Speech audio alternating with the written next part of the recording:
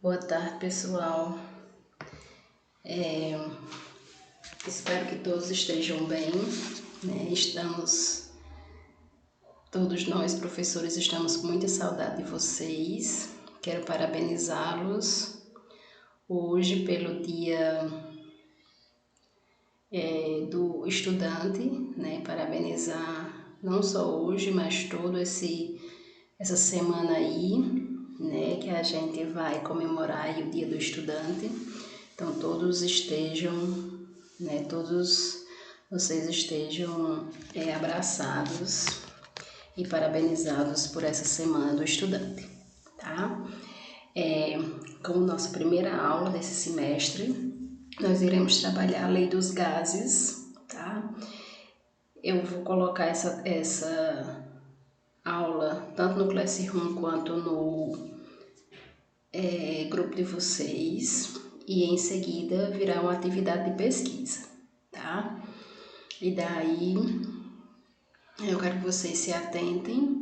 Qualquer dúvida, vocês podem pegar o livro de vocês, que lá tem esse conteúdo, e também podem aprofundar o conhecimento de vocês em vídeos do YouTube, ok? Então vamos lá. A lei dos gases, ela trabalha a questão da temperatura, da pressão e do volume dos gases, tá? A princípio, como está mostrando aqui no slide, a gente vai ver a teoria cinética dos gases. A teoria cinética dos gases, ela vai trabalhar a questão do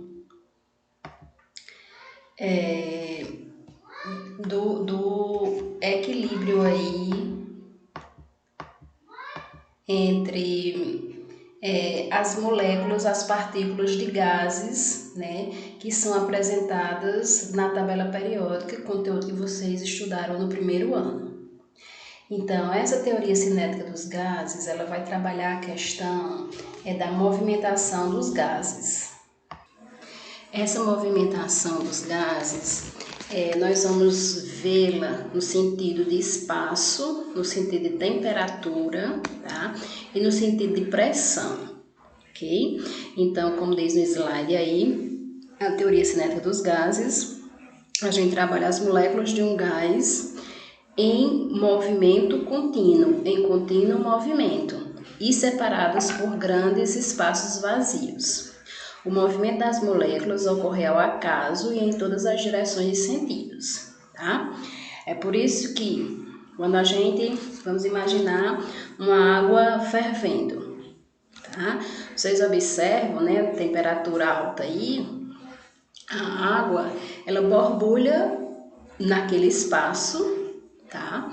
E a direção dela, o sentido, né, dela borbulhar é qualquer uma, tá? Não há todas estão borbulhando para cima, todas estão borbulhando para o lado, não. Há umas para cima, outras para o lado, tá? Então, esse movimento das moléculas nós não podemos controlar. A gente pode controlar o espaço, né, dessas moléculas.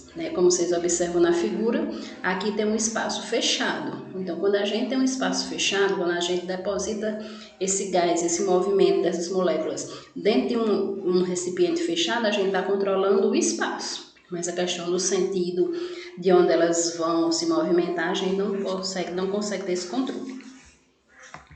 E daí, tá? A gente vê que a pressão do gás é o resultado das colisões das moléculas contra as paredes do recipiente, né? Como eu já exemplifiquei para vocês, a questão de quando a gente bota uma água fervendo, né? A pressão do gás, né? Eles vão realmente estar colidindo, vão estar batendo aí na parede do recipiente, tá? Da panela, no caso, né? Estas colisões e as colisões entre as moléculas, elas são elásticas, elas não têm perda de energia, e as moléculas são livres em seu movimento, ou seja, não existe uma atração entre elas, né? A gente sabe que nós temos moléculas com carga positiva, que é o cátion, e com carga negativa, que é o ânion. E elas, devido à carga, elas se atraem e elas se repelem. Mas as moléculas, tá? Elas ficam livres no seu movimento, elas não apresentam essa atração como os elementos em si apresentam, tá?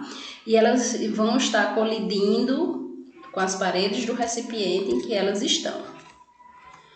E daí, quero mostrar para vocês a questão das unidades, tá? Nas leis dos gases, nós trabalhamos com volume, com pressão e com temperatura, tá? Então, só repetindo para vocês, na lei dos gases, nós trabalhamos com volume, com pressão e com temperatura. O volume, a gente vai trabalhar com a unidade de litros, de mililitros, de centímetros cúbicos, de metros cúbicos e de decímetros cúbicos. Então, já trouxe as unidades aqui para vocês. Na pressão, a gente pode trabalhar com ATM. ATM é atmosfera. A gente pode trabalhar com mmHg. mmHg quer dizer milímetros de mercúrio. Hg na tabela periódica é mercúrio. E a gente pode estar trabalhando com Thor, que Thor vem de Torricelli, que foi quem trabalhou a pressão dentro dos gases, tá? Então, a gente vê que um ATM é igual a 760 milímetros de mercúrio e 760 Thor. E a temperatura, nos interessam as escalas em Celsius e em Kelvin, tá? Então, vamos entender.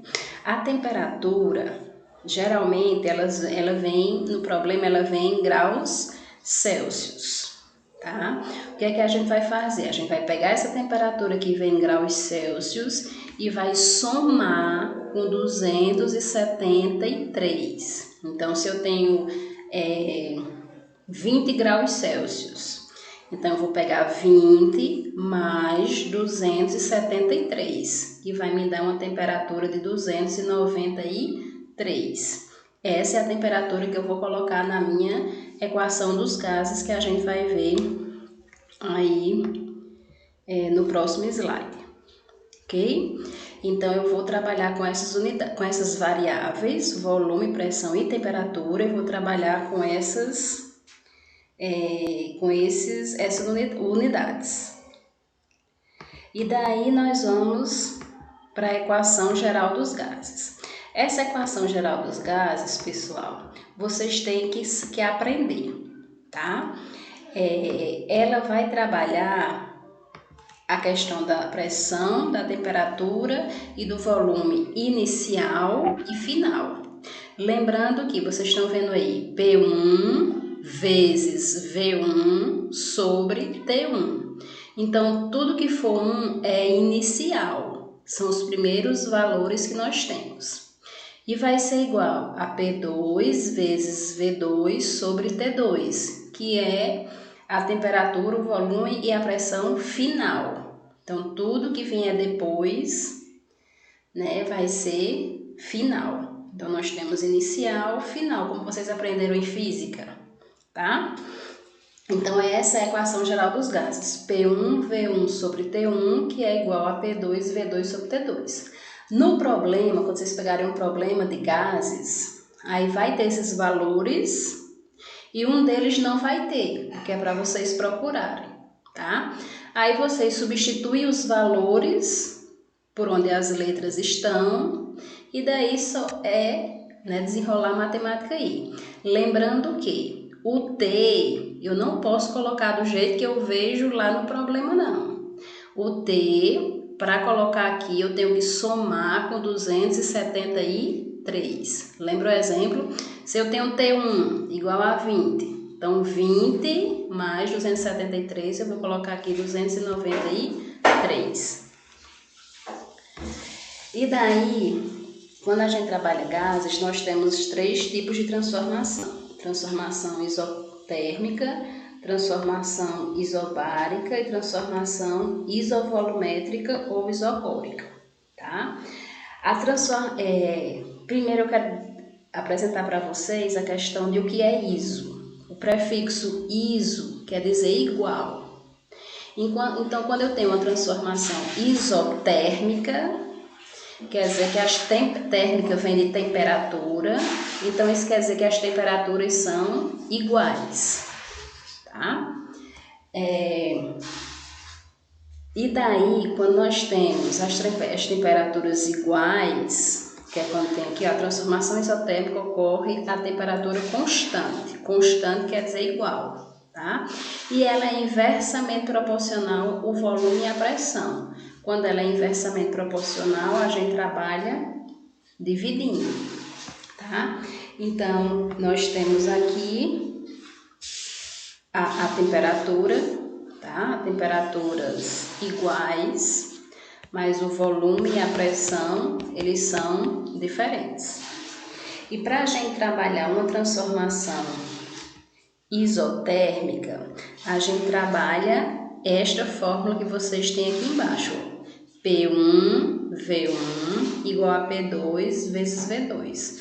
Por que não tem o T nessa equação? Porque se o T é igual, então T1 e T2 eles são iguais. Não tem para que eu trabalhar com eles, tá? Então essa é a equação de uma transformação isotérmica. Já na transformação isobárica, iso igual e bárico, ele vem de quê? De pressão, tá? Então aqui ele diz que as pressões, elas são constantes, as pressões, elas são iguais. Então eu vou ter P1 igual a P2, ok? Aqui vocês observam, a pressão é igual, mas a temperatura e o volume são diferentes. E para trabalhar a equação de uma transformação isobárica, nós trabalhamos V1 sobre T1 igual a V2 sobre T2.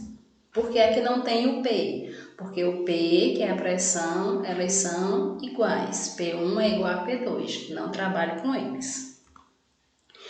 E para terminar, nós temos a transformação isovolumétrica ou isocórica ou isométrica. Iso é igual e o métrico é volume, tá? Então aqui os volumes eles são constantes, os volumes eles são iguais. Então eu vou ter V1 igual a V2, tá? Quando eu tenho V1 igual a V2, eu vou trabalhar com essa equação aqui, ó. P1 sobre T1 igual a P2 sobre T2. Por que aqui não tem o V? Porque V1 e V2 são iguais, ok? Então essa é a nossa aula de hoje. Vocês assistam a aula e daí vão fazer a atividade em seguida.